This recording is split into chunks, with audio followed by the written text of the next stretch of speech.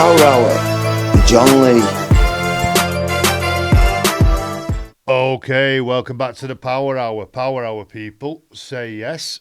John Lee in the house. Like, share and subscribe. Don't be shy. Today we're going to talk about puppet dictators. What's a puppet dictator? A puppet dictator, as you probably know, is a dictator of a country who is all powerful in that country, but is actually controlled by a larger entity, another country, a bigger country, or empire, or is put there by an empire because it was convenient at the time. There are many different cases, but the basic idea is the same. That it's like normally a man, and he's been put there for that reason. He's a front man. So I say that because the American media, and I love the American people, the ones I know anyway. Nothing about the population of a country. There's nothing in it in any of this about the actual real people that live in the country and live normal lives. And I'm not attacking any countries either, or certainly the people that live in them. But the American media, which in my opinion is the worst in the world, because it has so much impact and because they spend so much money and because it exists. But to be fair to the American populace, they have responded to that by producing the best alternative media in the world. So if you're looking for, YouTubers and bloggers and podcasters that present alternative media, America is definitely dominating that completely. They've got some really good ones. Jimmy Dore is great, and Kyle Kalinske, and Matt Taibbi, and there's Aaron Mate, and there's people doing really good work. But unfortunately, that's not what we're fed through the tube, is it? So, puppet dictator. The reason I'm saying this is because the mainstream media in America has been telling us for 4 years that Donald Trump is a puppet and literally works for Vladimir Putin. Except when he wants to attack another country, then they don't mention Putin. But if he combs his hair to the left, it's because... So they've been telling... The American media have been telling us, and all the other outlets around the world rabbiting it, that Donald Trump worked for the Kremlin. The puppet for Putin. Putin puppet was literally the expression. And now they've got Joe Biden. So I know Joe Biden is a puppet. Joe Biden will decide nothing. It's more likely that you walk in a room and say, Joe, you're supposed to eat the ice cream, not rub it all over your face. He's not going to make any decisions at all. And that's absolutely clear. The man is not going to go to the Chinese, the Russians, or anyone else and tell them about geopolitical affairs. And I joke about his ice cream because, I'm actually making light of a very serious situation. Not because he's going to make bad decisions, because he won't make any decisions. But because it's cruel what they've done to him, marching him round like that. And getting Donald Trump out of the White House was obviously the objective for a lot of people, but at what cost? Put this guy in there and try and convince the world that he's actually making important decisions when he can't finish a sentence. The media are just digging a bigger and bigger hole. So we're looking at puppet dictators. The Americans have done it a few times, but all the empires do it. So if we're looking at the recent past, America's prominent because they are prominent. So the Shah of Iran, what's the basic story with the Shah of Iran? We just took a date because obviously Iran, was known as Persia. It's ancient. But if you go back to 1953, in 1953, Iran was quite a progressive country. And they had a democracy, and they had a prime minister that was elected democratically, a man called Mohammad Mossadegh. And the first thing he did when he came to power was expel the British Petroleum in particular, BP. And he kicked them out. And there were a lot of people there, a lot of British people living there, working there obviously at BP. That was their life. They lived and worked in Iran, and they all got kicked out. And they nationalised the oil, right? So they said, right, it's our oil. If you want it, you can come and pay for it. But other than that, you get out. You're not monopolising our natural resources anymore. So that made him extremely popular with the Iranians, which it would, I think, with the population of any country. And then the CIA decided that that was unacceptable. Who were the Iranians to decide what to do with Iranian oil? So the CIA went in there and provoked, really, staged a coup. They put flyers everywhere against Mossadegh, getting the population angry. They paid people cash money to go out in the streets and break things, and they staged a coup. And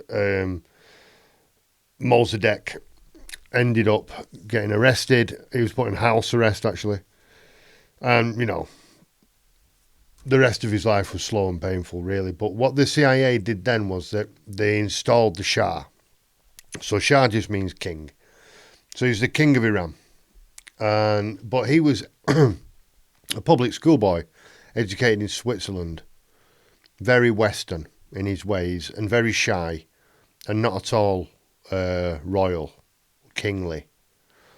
He was like just a little nerd that didn't really know what to do. So he took control of the country, and he started pushing the country more Western, right?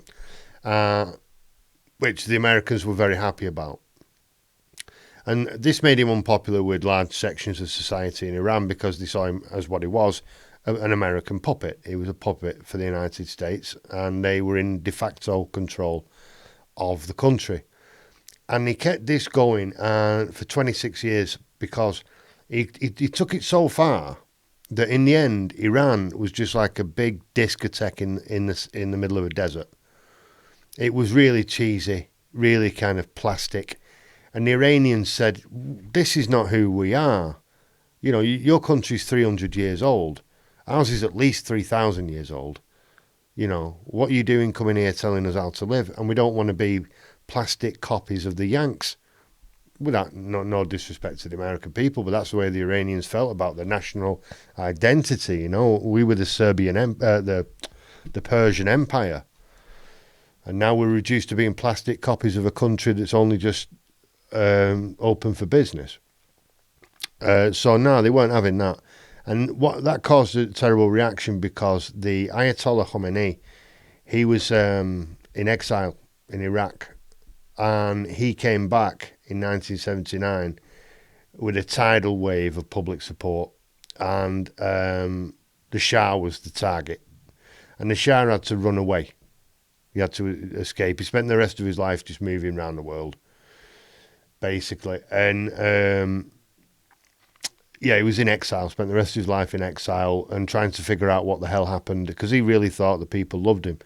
But he just pushed the country so far that he changed the identity of the country, and the people in it said, well, we didn't agree to this. And then they swung back because the Ayatollahs, they didn't want to just, tone it down. They put it in full reverse. They went, no. We're going, Wahhabi, Saudi Arabian style, back to the past. We're going to the days of Muhammad. And that's why Iran today remains highly religious country and there's a strong fanatical religious element in Iran. And the distaste for the American people in Iran is very strong. And it's not the American people's fault. It's politicians and corporations and all that. But that is the origin of that, that hatred for the USA comes from that. Because like all empires, they went in pissing around in someone else's backyard without any idea what they were doing. And it all went tits up, as it always does when you behave like that. Right? So that's one puppet dictator, the Shah of Iran, who was never in charge of anything. He just worked for the Americans, and we can see the consequences of that today. That's why we hear Iran in the news so much. So we go next door, Saddam Hussein. Don't tell me he was a puppet. Of course he was a puppet. Who was Saddam Hussein? Saddam Hussein, he was actually a minority. The whole ethnicity of that region is very difficult. Shiites and Sunnis and all that. And I think he's a Sunni. And he's in the minority there. And he was picked on at school for that reason, but he was a big lad, Saddam, and he used to just, knock people out. And he got a reputation for being a hard case. And he monetized it. He became a political hard case. So he had political aspirations, but he was a brutal bastard. He was like a political gangster. And he rose to power through violence, guns, machetes, baseball bats, whatever you want, just bare fists. He was a hard case, Saddam Hussein. And then he became the president. And the first thing he did was he had a meeting, like a parliament. It looks more like a theatre than a parliament because he's got a table at the front on the stage. And Saddam Hussein's saying, right, this person, stand up. Treason, get out. And the people waiting, obviously, outside the room for him. And then one by one, they all get their names called out and they get up and leave, and most of them are never seen again. Life in a prison in Iraq. No prisons are nice, but I wouldn't like to spend any time in a prison in Iraq. All due respect to Iraq. But I'm just not feeling it. And then, apart from that, what am I talking about? Yeah, the rest of them got assassinated. Or they got the death penalty. Right. So he tells all these people to stand up, and then they go out one by one, and they're never seen again. Some are sentenced to life in prison, and some are sentenced to death. They're killed. And so Saddam Hussein is this time becomes the unchallenged leader of Iraq, and everyone's terrified of him. So at this point, this is the early 80s, and America has just lost control of Iran. So what they do is they go to Saddam Hussein and they make him an offer. So the Shah of Iran was a CIA agent, basically. And their agent failed in Iran. So they hired Saddam Hussein and they armed him. And they made him extremely rich and extremely powerful, especially in the Arab world. And shortly afterwards, Saddam Hussein decided to attack, guess who? That's right, Iran. So Iraq invaded Iran. And anyone who lived through the 80s remembers the Iran-Iraq war. And this was a CIA agent, Saddam Hussein, attacking Iran, which was previously governed by another CIA agent, the Shah of Iran. And what is also more disturbing even than that is if you look into the Iran-Contra scandal, you'll see that there is no doubt, and it is well recognised and testified to, that the Americans were selling arms to Iran in the same time period. So it's the oldest trick in the book. You sell weapons to both sides and say, right, go on, destroy each other, And they did. For 8 years, Iran and Iraq were at war. And then, so that war ends, and Saddam, it looks very much, I think you actually see it on tape, it looks very much like he was told or encouraged by the American diplomat, who was a woman, I can't remember her name, but she encouraged him or suggested that it might not be a bad idea to invade Kuwait. So all these things are complicated because he owed money to Kuwait for other reasons, and he wanted them to say, "Oh, don't worry about it, Saddam," but they didn't. So he invaded Kuwait. So George Bush Senior, the father, says, "Right, we need this. We can't have this. We can't have countries invading other countries. The audacity of it. So we're gonna attack Iraq because we don't appreciate this invasion of Kuwait." So they said to Saudi Arabia, "Right, we're just going to basically occupy the northern part of your country, so that we can launch an attack on Iraqi forces and Iraq to liberate Kuwait." So that was problematic in itself, and we'll see why in a minute. So they went in, they smashed up Iraq, but it only took them a week or two, max, to smash it up. And the Iraqis quickly turned round. They seemed shocked. They turned around and just ran out of Kuwait, going, right, all right. I thought we had permission to attack Kuwait. Well, apparently not, because you're getting bombed and missiled. So, and there's a load of lies in that as well, where they used a young girl to lie and say she was a nurse working in a hospital, and the Iraqi soldiers came in and put the babies on the coal floors, and it was all a lie. She was the daughter of the ambassador, and the ambassador was sitting behind her. So they attack Iraq, they smash it. Then, not satisfied with that, the Clinton administration puts terrible sanctions on Iraq, starving the people. They won't let medicine in. And Madeleine Albright, who worked for Bill Clinton, was asked in an interview, look, do you think this is worth it? We've got 750,000 Iraqi children dead because of our sanctions. Do you think it's worth it? And she just went like this. Yes. There's no like, what do you mean 750,000 dead kids? Not surprised, not bothered at all. Just, yeah, it is worth it. And then, of course, after 9/11, they tried to say that Saddam Hussein was best mates with Osama bin Laden, which he totally wasn't. The opposite was true. But they all look alike, so we'll throw them in one basket. And that's the kind of racism that you're allowed to do, apparently. So they tried to say that they were mates when they weren't. And then they said, oh, well, okay, they're not mates then. But Saddam's got weapons of mass destruction, and he can blow up cities all over the world in less than 40 minutes. And that was total bullshit. And he got little weasels like Tony Blair from England and Aznar from Spain to join in with him in this bullshit parade. And then they used that to go in and attack Iraq again and smash it to pieces. Look at pictures of Mosul in particular, you know, Baghdad and Mosul, absolute destruction, completely destroyed it. It's a failed state now. It's a failed state. It's not even a country. It's a hotbed of terrorism now because there's no structure, you know. It's been destroyed by the American forces, not the American people, I repeat. So, yeah, that's why Iraq is such a shit show now, because of the Americans and because of the same thing, tossing around in other people's countries.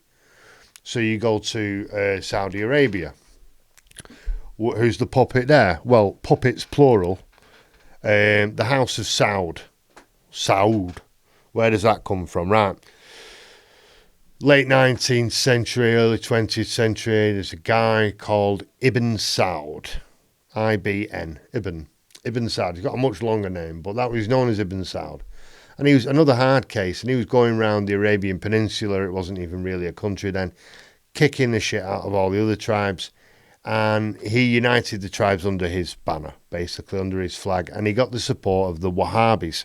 Who were they? They are people who follow the teachings of a cleric called Wahhab from a couple of hundred years before. Who was preaching that everybody really needs to live the way Muhammad lived over 1,000 years ago. So ultra basic, you know, and so that was, they weren't really flexible on that, the Wahhabis. That's the way you have to live. But it's strange because that is not the way the Sauds live. So that is an interesting statistic in itself, that it's the only country in the world named after a family. So it's Saudi Arabia because it's named after the family Saud. It's like calling England Windsor, England. It's Saudi Arabia for that reason, because of the Saud family.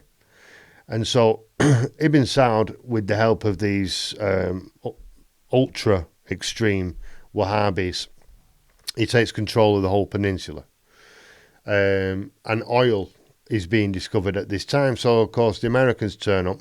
Roosevelt goes over there. They have a meeting on a boat. Roosevelt's in his wheelchair. And they had a good time together. And basically the deal was this. You let us mine for oil. You'll get your cut. You'll get rich. You'll get, you know, whatever, 1% of whatever we make. And we'll defend your country militarily. Because they didn't have a standing army or an air force or whatever. So that was the deal they made. But they didn't realise how much oil was going to come out of Saudi Arabia. So the Sauds became unbelievably rich. You know, nobody knows how much money they've really got. And it's a monarchy, but it's a dictatorship. And it's a brutal dictatorship. It's one of the most brutal, if not the most brutal and oppressive dictatorships in the world. And it's often accused of all kinds of human rights abuses, sponsoring terrorism, spreading Islamic fundamentalism all over the world, which the Sauds obviously don't believe in because they live in big palaces and drive massive Bentleys and all that. But that is the money, a lot of the money that is generated in Saudi Arabia is used to fund the Wahhabis who open mosques all over the world preaching the hard line is ultra strong Islamic message, which is often a message of hate, unfortunately.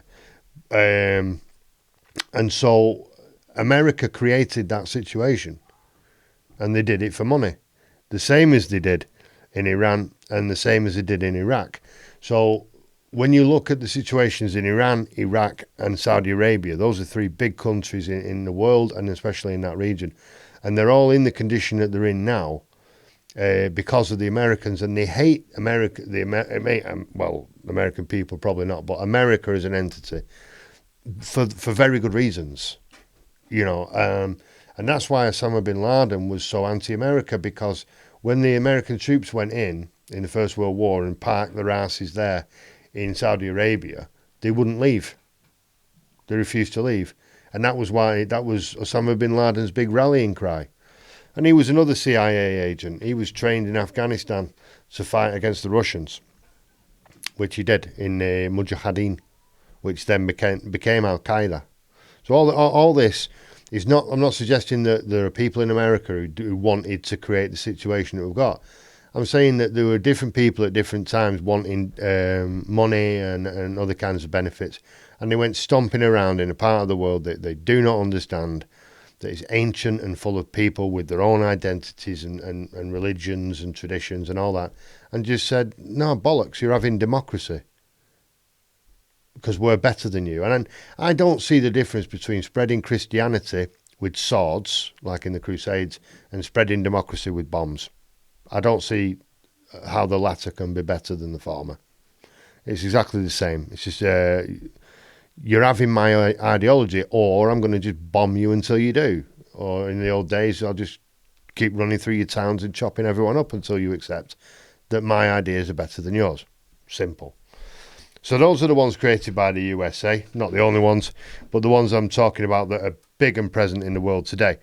I'm going to take a little bit of a break from the heavy stuff and look at another one that is a Muslim state, but is in no way comparable with the Wahhabis, for example, or the Taliban. They're not extreme in that way, just like they're extreme Christians, extreme Jews, whatever. So in Turkmenistan, so you've got, these are there's Turkmenistan and Kazakhstan, Borat country, and Uzbekistan. And these were formerly part of the Russian Empire, the Soviet Union.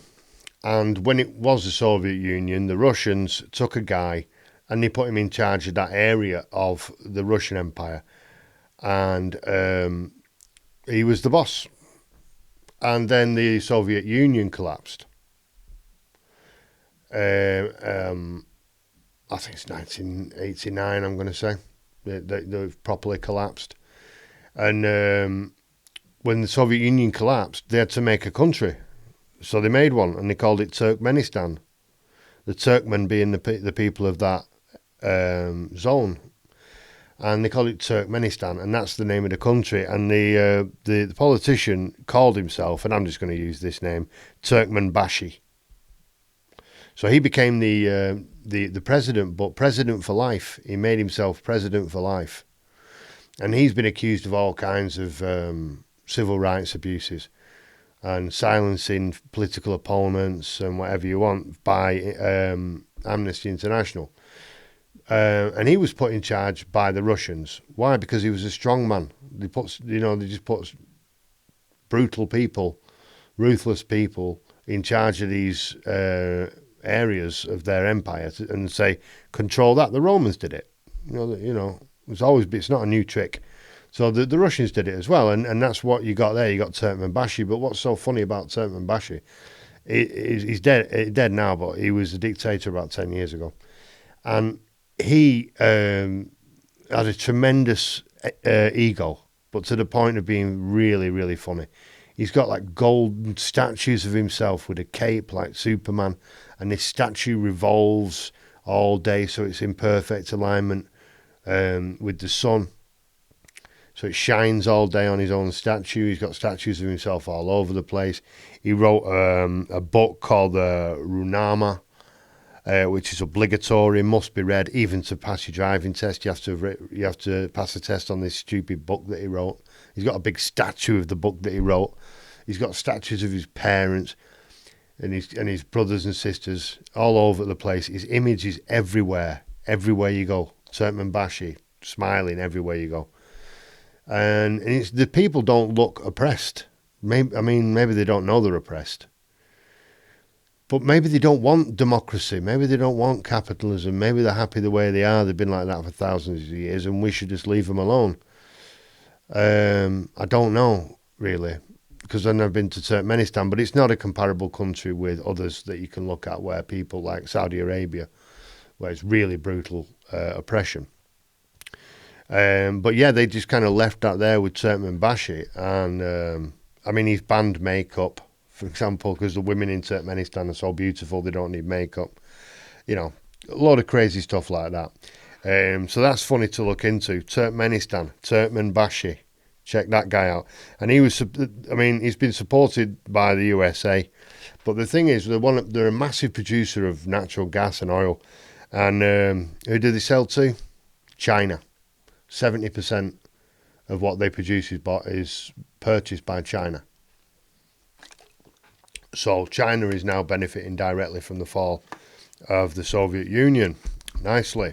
All right. Next one. Papadoc Duvalier. Who's that dude? Well, the doc would indicate that he's a doctor, which he was. He was a country doctor. But he studied in America. He was good. And he came back from America with penicillin. He just brought it back. And the locals had this terrible disease that deformed the legs. And he went from town to town curing people. And so people, because they say that Haiti, which is where Papadoc Duvalier was from and where he became the dictator, Haiti is 70% Catholic, 30% Protestant, and 100% Voodoo. So they fully believe in voodoo. Voodoo rules their lives in Haiti. And so when he was healing people, they didn't think, oh, it's penicillin. They thought, this guy's got magical powers. And that's what ascended him in the public consciousness. And it's a place of tremendous pride as well, Haiti, because it was the first slave colony in the world to achieve its own freedom. And they did it by force, by kicking the French out of Haiti. So the first major empire in the world to get their ass kicked off an island was the French. And Papadoc Duvalier ascended to the throne. He became the president, but then he made himself president for life. You're only supposed to have one term in Haiti. He changed that in his first term, and then in his second term, he made himself president for life. He claimed that he was indestructible, and nobody couldn't be killed. And the reason I call him a puppet president is because he was completely financed by the Americans, because Fidel Castro took control of Cuba and he's a communist. So Haiti's a Caribbean island as well. So, it's not an island, it's half an island. They share it with the Dominican Republic. So he goes to America and he says, look, I'm anti-communist, but I might not be tomorrow. Do you know what I mean? So they start funding him and giving him weapons, and he creates the Tom Tom Macoute, which is like the bogeymen in voodoo mythology. And these are just guys going around quite casually dressed, but with guns. And Papadoc Duvalier is a little fella. You wouldn't think anything of him if you saw him in the street. And he carried around a submachine gun. He's like royal, almost. It's like his royal submachine gun that he carried around with him. It's a rough place, you know, but I mean, these guys are armed to the teeth, doing horrible things, killing people. I'm putting it politely when I say killing people and leaving the bodies in trees as a warning to everybody. And if you try to get somebody down from the tree, they'd shoot you for trying to pull the body out of the tree. So crazy stuff. And this guy was totally financed by the states, and he also hated the Americans because the Americans invaded Haiti at some point in the 20th century before all this and occupied it as well. So it's a complicated story, that. But they certainly created the beast. The Americans saw that it was politically beneficial for them to have an anti-communist black leader in the Caribbean, and so they chose Papa Doc Duvalier.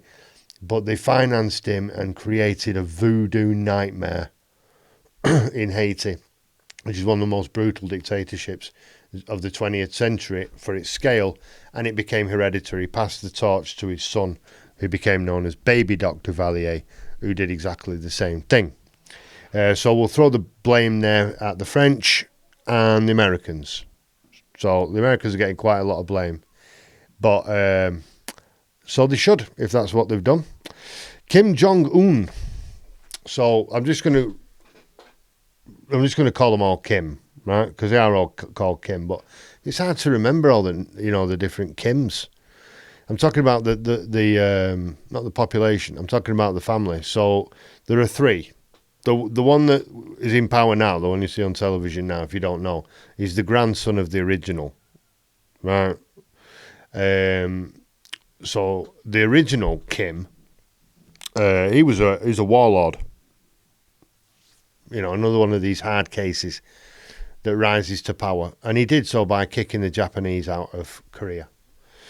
And then he was backed by the Soviet Union, and the Soviet Union gave him forces and gave him arms and support and all that, and he started attacking the South Koreans, because there's always been that kind of north-south divide. They weren't two different countries, but they were divided, like Vietnam.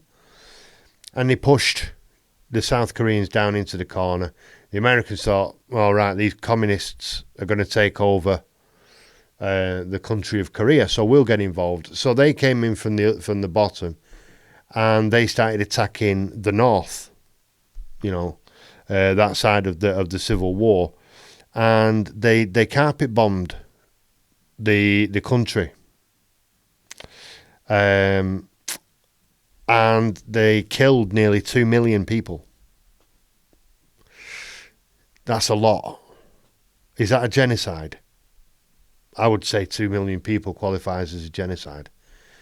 They went in there and bombed the country so badly, North Korea, what we know as North Korea now, the Americans bombed it so badly that they killed nearly 2 million people. Now, would that have been necessary if the Russians hadn't have gotten involved in the first place? Or if the Japanese hadn't invaded? I'm not just throwing all this on the Americans. I'm talking about like the Game of Thrones way that things are put together in the world. So the Russians get involved in Korea. And then the Americans, obviously, they get involved again to fight, you know, as part of the Cold War. And so it's the Korean people who end up suffering, and they're still suffering now. And I will give some credit to the Americans, because if you look at Berlin and you look at Korea as examples, these are territories shared by the Americans and the Russians. So Berlin was divided, and it was East Germany and West Germany, and the Russian part, East Germany, was horrible. One of the worst places in the world you could live, where East Germany was just a European country. And the same in Korea. South Korea is, you know, completely consumerist society, but free, and a lot wealthier and happier, and actually taller. The people of North Korea are significantly shorter than the people of South Korea, because the entire generation of malnourished people didn't grow. And as well, apart from all this, another extenuating circumstance is that when the Russian Empire, the Soviet Union fell, That destroyed the Korean Empire as well, and that's why North Korea became so poor in the 90s, because the Russian Empire collapsed at the end of the 80s. And you can see the domino effect of this, and the Cold War and the domino effect of it all over the world. And North Korea was one of the big victims of it. Their economy completely collapsed and created an entire generation of people, that a lot of blind people, a lot of really short people, malnourished from birth. So what's the sequence, right? The first Kim, he's a warlord, and he's well respected. He's tremendously charismatic, good looking guy as well, very tall in his environment, and powerful, big guy, and a proper war hero. So he becomes the president, and then he becomes the president for life, becomes a dictator. But he was really like a cult leader. All these are. The Turkmenbashi runs his country like a cult. They're all in it, and they all love Turkmenbashi. He's got his pictures everywhere. Papadoc Duvalier, it's a voodoo cult, and he was the god of it all. And Kim Jong-un, so is now a cult leader. And he's the one that's in power now. So the grandfather, he's in power for years and years. Finally gives it away when he dies, when he's 83. But the son, he's not a war hero. He wasn't even born in Korea. He was born in Siberia. While his father was in exile because he was a warlord, but the son wasn't born in Korea. And so he didn't have that mythology. He wasn't a war hero, and he didn't look like one either. He looked the opposite of impressive. We can put it like that. Nothing like the father.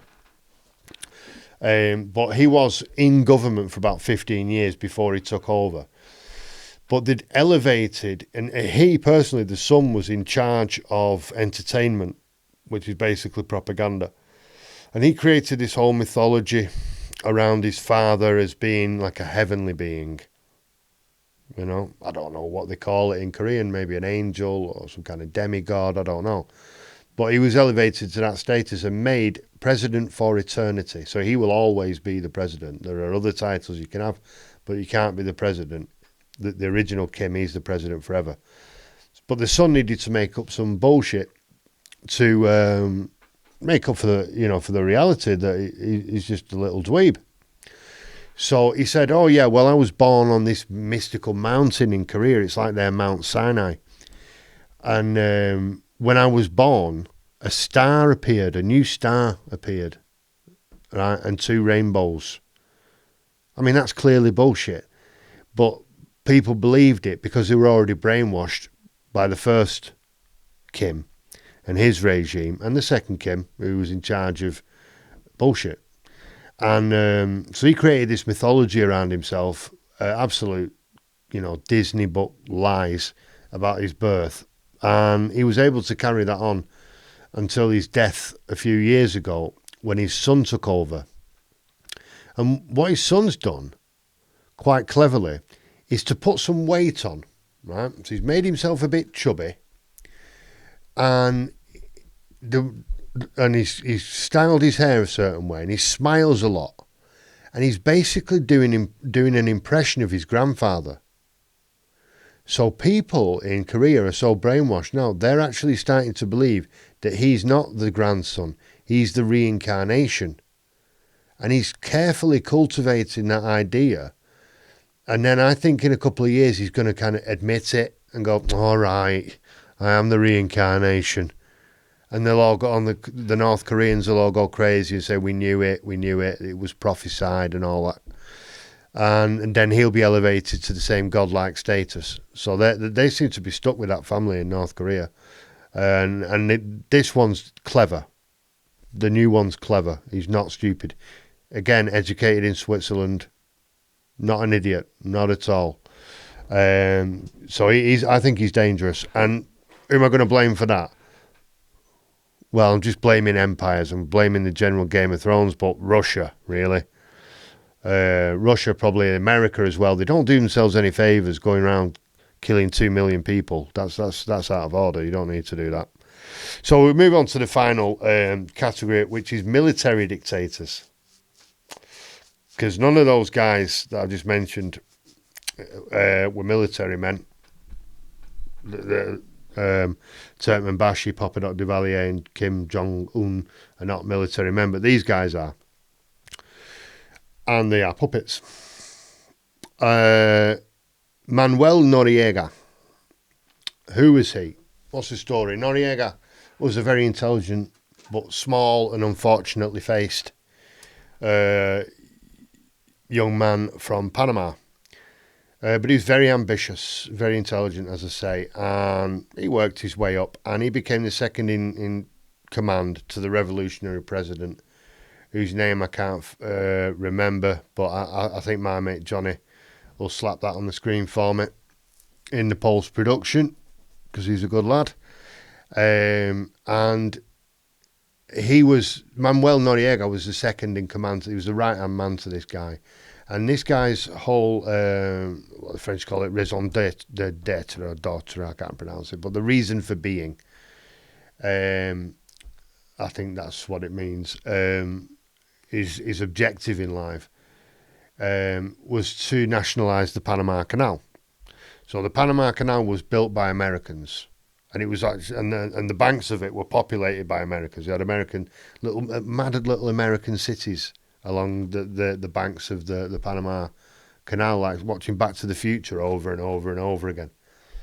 But the Panamanians were angry about this because, as always, it was just a handful of Panamanian oligarchs that made a deal with some American oligarchs and said, yeah, you give us that, nice one, build a canal, we don't live there anyway, we live in fucking Miami, build what you want. So they did, and they built this big canal right through, linking the Pacific with the Atlantic and making that very special and very important, and a trade route and all that.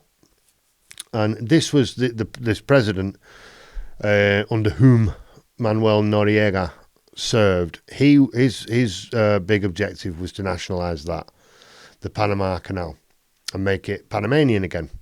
Well, it was never Panamanian, but make that area Panamanian and make the canal Panamanian property. So Noriega was his biggest supporter. Like I say, he was his right-hand man. He used to call him his gangster because he would go and kill people if it was necessary to do so. Put him in charge of the military and all that. Nasty little bastard. But it turned out that Noriega was a CIA agent again, and he was selling information to the Americans, to the CIA, or giving it to them in exchange for favours or whatever.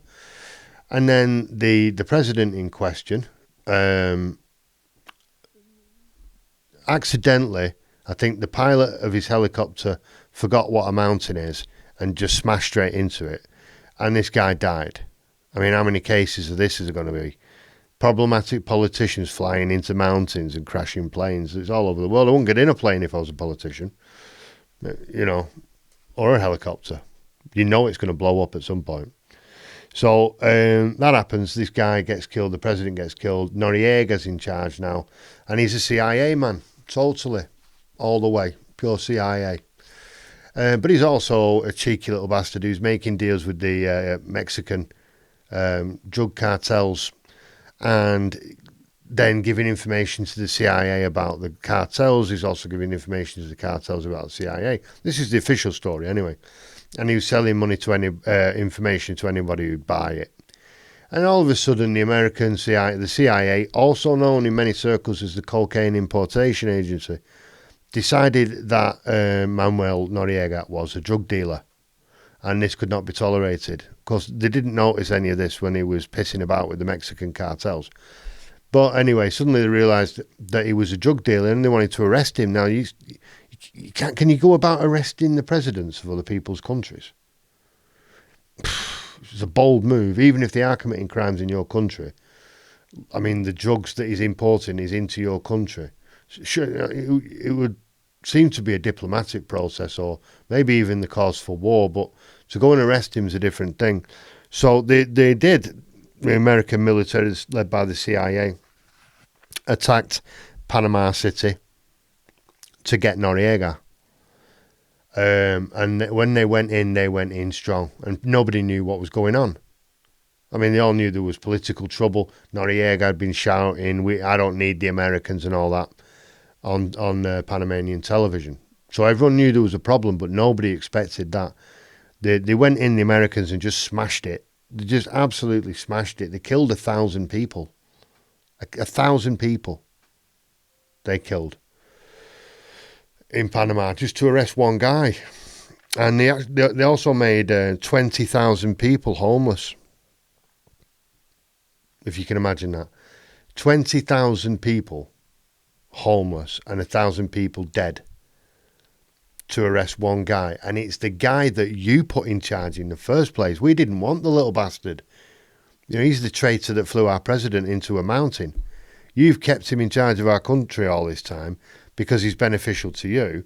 And now you don't like him anymore. You turn up and just smash the capital, kill 1,000 people and make 20,000 people homeless. So they get him to America and they put him in prison eventually, charged with drug trafficking and all that. But he's the only political prisoner. He was, I think he might be dead now. I think he is dead now, Noriega. But he was the only political prisoner in America, meaning that he had a different status. They allowed him to wear his uniform and keep his rank in prison. They took an embarrassing photo of him. They conned him. They said, "Yeah, we'll arrest you in your uniform." But when they got him inside, they ripped his uniform off and took a photograph of him wearing just a crappy green T-shirt and showed that to the world. But then they let him put his uniform back on and live out his life wearing, I suppose he's got more than one, his military uniform with his medals on it and all that. And he gave an interview from prison. Seemed like quite a happy man to me, telling stories and laughing and joking. So I don't know if he's getting the real prison experience up there, and especially with being ex-CIA. So I'm going to boom across to Africa. It's obviously what I'm blaming there. It's the CIA all the way. I mean, you could have a pop at the Spanish. They conquered the Americas, didn't they? But that was a long time ago. Military dictators we're on. So we'll go to Africa. Take your pick, really. And they're all puppets, remember. Idi Amin. Woof. His full name, I think, was Idi Amin Dada. And why does Idi get a doof or a boof or an oof? There's some rum cases here. Some really, really dodgy characters on this list. But Idi Amin was a beast. I mean, physically, he was a monster of a man. And he was actually the Ugandan, he's the Ugandan dictator in the end. And he was the Ugandan heavyweight boxing champion as well. And apparently, as we say in Manchester, he used to one-time people. So heavyweight Ugandan boxing, I don't reckon it's easy to one-time the other guy. I bet they got some big lads in that tournament. But he was, he was unbeaten for years, used to batter everybody. And then he was in the British Army, like the British African Force, whatever it's called. Maybe Johnny might smash the real title of that for me. I can't remember exactly. Regiment, British African Regiment, something like that. But it was a British Army. He was in the British Army. His commanding officers were British. And he said he was an excellent soldier, And he was very brave and tremendously strong. And he could carry 2 Bring guns over one shoulder and a wounded soldier over the other with no problem, apparently. Absolute beast. And he was supported by the British to the point where he was able to stage a coup and become the president. And at first it was like this lovable clown styles. He's laughing and joking, dancing around. And he went to London, unannounced, went to London unannounced, went to the Queen's house and just acted like a fucking idiot in front of the Queen. And he was seen as a clown. But he wasn't a clown. He was highly intelligent. He was just using their own prejudice against them. You think I'm a stupid African and I'm going to use that against you. And he did. And he did it very effectively. And then he went back and did the most horrible, torturous butchering of his own people you'll ever see. And anybody who ever opposed him or supported anybody who went against him, He butchered them, tortured them, did horrible things that I won't describe on the Power Hour to his own people. And then he thought he'd be clever and invade a neighbouring African country, Tasmania, I think. Was it Tasmania? But he invaded. No, I don't think it was Tasmania. But he invaded the neighbouring African country. But he didn't have much of an army, and he went in and they got their asses kicked. So he had to say, right, well, we're going to stop that war thing, because we're all neighbours anyway. We all love each other. But Tanzania, that was it, not Tasmania. Tanzania. So the Tanzanians, they said, nah, none of that, mate. You invaded our country, we're invading yours. So they did, and Idi Amin ran away. And where did he go? He went to Mecca and spent the rest of his days pretending to be a devout Muslim. And he was supposed to be a Muslim anyway, but he drank tremendous quantities of alcohol. I don't know where that fits in, but he spent the rest of his days pretending to be a devout Muslim and was never brought to justice. Never faced a day in prison for any of his crimes. And that's the British tossing around in Africa, thinking you know what you're doing when you don't. And then staying in Africa, we've got Mr. Gaddafi, Muammar Gaddafi. What's the crack with him? He's a military man, highly intelligent, very well educated, but a Bedouin. So this is the lowest caste in Libya. And but he educated himself to the point where he could speak English. And he was handsome and charismatic. If you saw images of him later in life, you wouldn't believe it. But when he first came to prominence, he was handsome and charismatic and funny and, trendy and a real populist. And everybody loved him. He was anti-American and anti-Israeli. And in the famous case where the Israeli national or Olympic team was kidnapped and killed by Palestinian rebels, terrorists, whatever you want to call them, that was all sponsored really by Gaddafi, and he brought the Palestinians to Libya under his wing, and he's blamed for things like the Lockerbie air disaster in Scotland where the plane crashed in the town.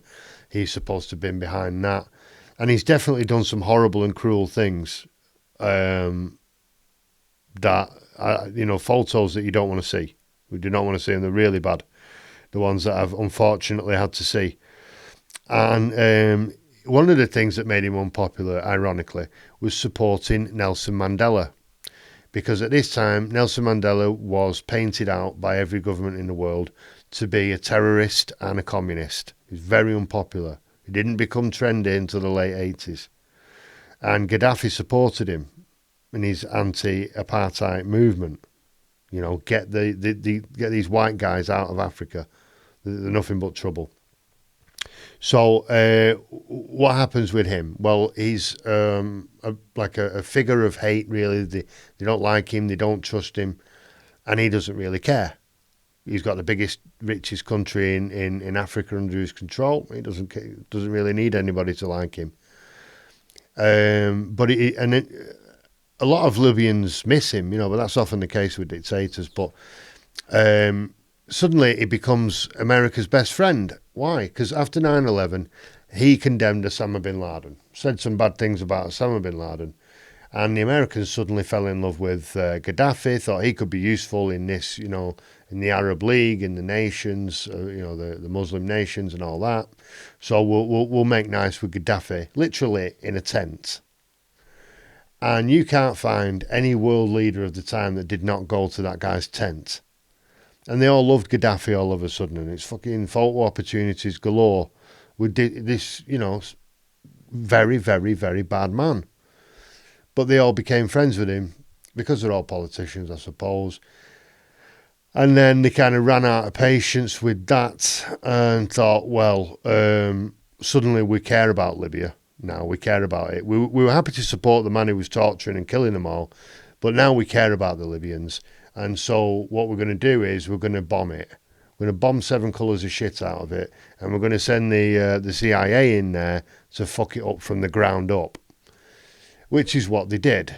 And clear evidence of the psychopathy of people involved in these operations can be seen in the interview with Hillary Clinton. She was directly responsible for this. And she's asked, you see, because she went to Libya. Hillary Clinton went to Libya. And within a very short time frame, the country just imploded. And the forces, they call them things like moderate rebels, you know, whatever, stuff like that. Moderate, they're always moderate. A moderate rebel. What the fuck is a moderate rebel? Well, I might shoot you with this machine gun. Yeah, you know, anyway, they were really ISIS and Al-Qaeda and Al-Nusra and, you know, all these radical groups that were supposed to hate so much. They were being armed and trained and sent into Libya to topple Gaddafi, which is exactly what they did.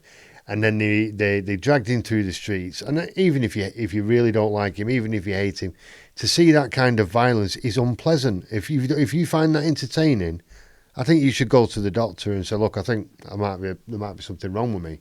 I seem to enjoy horrible, vicious violence and humiliation of other humans. So to watch that is really difficult. And she's asked about it, the Clinton beast, because she was there a couple of weeks before it all happened. And the interviewer says, so you were there, and then a couple of weeks later, you know, the Gaddafi was killed. There's no connection between those two things. And Hillary Clinton says, quote, yeah, we came, we saw, he died. Ah, ha, ha, ha, and starts laughing in this totally demonic manner. And if you've got the stomach for it, watch the film of Gaddafi getting dragged through the streets to his death, and then watch the clip of Hillary Clinton laughing about it. And just that will give you a perfect example of what psychopathy looks like. Pure psychopathy. She is one of many absolute psychos, Hillary Clinton. And she's not on her own. She's not on her own. So those are 9 of the puppet dictators. Those are the 9 puppet dictators that I chose based on my statement that Joe Biden is not going to be a real president and is going to be a puppet, which is exactly what the media accused the last one being Trump. So that's the Power Hour. That's all I could smash into an hour today for you crazy peeps. Don't forget, like, share, subscribe. It makes me happy on the inside.